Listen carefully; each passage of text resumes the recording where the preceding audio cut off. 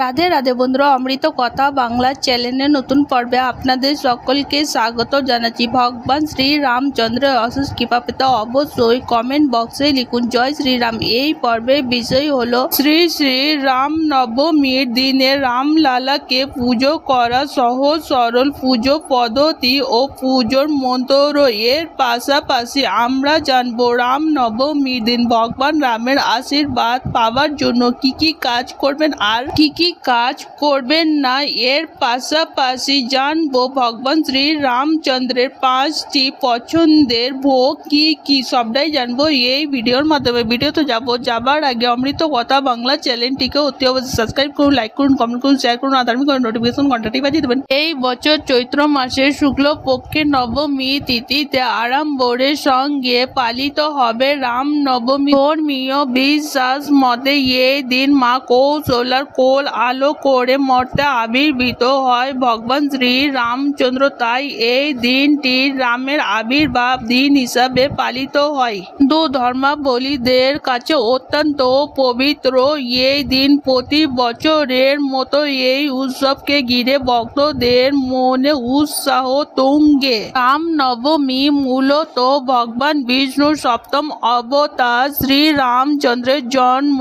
ভারতের বিভিন্ন প্রান্তে এই দিনটি বিশেষ ভক্তির সঙ্গে পালিত হয়। অযোধ্যায় এই উৎসবের গুরুত্ব অপরিসীম। এই দিন তেরা উপোস রাখেন এবং রাম মন্দিরে গিয়ে বিশেষ পুজো অর্চনা করে থাকেন। বাড়িতে বাড়িতে রামচরিত মানস এবং অখণ্ড রামায়ণ পাঠের আয়োজনও করেন ভক্তরা। মন্দিরে রামলালার মূর্তিকে ধুলায় তুলে আরাধনা করার রীতি বহু প্রাচীন। ফল মিষ্টি এবং পঞ্চামৃত দিয়ে দেবতাকে ভোগ অর্পণ করা হয়ে থাকে। রাম নবমী কেবল একটি ধর্মীয় উৎসব নয়, অধর্মের বিনাশ ঘটিয়ে ধর্মের জয়ের প্রতীক। রাম নবমী তিথি চৈত্র নবরাত্রি ও সমাপ্তির দিন। এই বিশেষ তিথিতে দেবী দুর্গার 9টি রূপের উপাসনার শেষে শ্রী রামচন্দ্রের আহ্বান করা হয়। অযোধ্যা থেকে রামেশ্বর গোটা দেশে এই দিনটি মেতে ওঠেন জয় শ্রী রাম ধ্বনিতে। এই নির্দিষ্ট সময়ে মন্দিরে মন্দিরে বিশেষ আরতি পুজো সম্পূর্ণ হয়। রাম নবমীর দিন ভগবান শ্রী রামচন্দ্রকে পুজো করা সহজ সরল পুজো বিধি ও পুজোর মন্ত্র। রাম নবমীর দিন সূর্যোদয়ের আগে ঘুম থেকে উঠে পড়তে হবে। এরপর বাড়ি ঘর ভালো করে পরিষ্কার করে নিতে হবে। এরপর রাম নবমীর দিন নদীতে গিয়ে স্নান করতে পারলে সব থেকে ভালো হয়। যদি আপনি নদীতে গিয়ে স্নান করতে না পারেন তাহলে বাড়ির জলে গঙ্গা জল মিশিয়ে স্নান করবেন। স্নান সম্পূর্ণ হলে শুদ্ধ বস্ত্র পরিধান করবেন। এই দিন হলুদ রঙের বস্ত্র পরাকে শুভ বলে মনে করা হয়। হলুদ বস্ত্র পরে সূর্য দেবকে জল অর্পণ করবেন। জল দিতে হবে ভগবান সূর্যদেবকে। রাম নবমীর দিন সূর্যদেবকে অর্ঘ্য প্রদান অবশ্যই করবেন। সূর্য ভগবানকে পুজো করে নেওয়ার পর বাড়ির ঠাকুর ঘর পরিষ্কার করে নিতে হবে। ঠাকুর ঘরে উত্তরের দিকে বা পূর্ব দিকে কাঠের চৌকি পেতে নিতে হবে। চৌকির উপর গঙ্গা জল ছড়িয়ে দিতে হবে। লাল আসন পাততে হবে। এরপর রাম দরবার প্রতিষ্ঠা করতে হবে, অর্থাৎ ভগবান শ্রী রামচন্দ্র, মাতা সীতা, লক্ষ্মণ সহিত হনুমানজির ছবি বা মূর্তি প্রতিষ্ঠা করবেন। এরপর ছবি বা মূর্তিকে সুগন্ধি ফুলের মালা পরিয়ে দেবেন। ফল মিষ্টি নৈবেদ্য সাজিয়ে রাখবেন। ধূপ প্রদীপ জ্বালিয়ে নিতে হবে। এরপর পুজো করতে বসতে হবে। হাতে চন্দন সহকারে ফুল নিয়ে ওম শ্রী রাম রামায়ণ নমঃ বলে 3 বার চন্দন সহকারে ফুল ভগবান শ্রী রামচন্দ্রের পায়ে অর্পণ করবেন। এরপর এরপর পুনরায় হাতে চন্দন ও তুলসী পাতা নিয়ে এই মন্ত্রটি বলে 3 বার পুষ্পাঞ্জলি অর্পণ করবেন। গোবিন্দা গুরু ধ্বজ গুণনিধে দামোদর মাধব, হে কৃষ্ণ কমলা পথে ইদপথে সীতাপথে শ্রীপথে বৈকুণ্ঠ ধাপথে লক্ষ্মী পথে পাহি মা। এসব গন্ধ পুষ্প তুলসী পত্রাঞ্জলি ওম শ্রী রামচন্দ্রায় নমঃ বলে ভগবান শ্রী রামচন্দ্রের পায়ে ফুল অর্পণ করবেন। এরপর হাতে ফুল নিয়ে ভগবান রামচন্দ্রের পায়ে অর্পণ করবেন।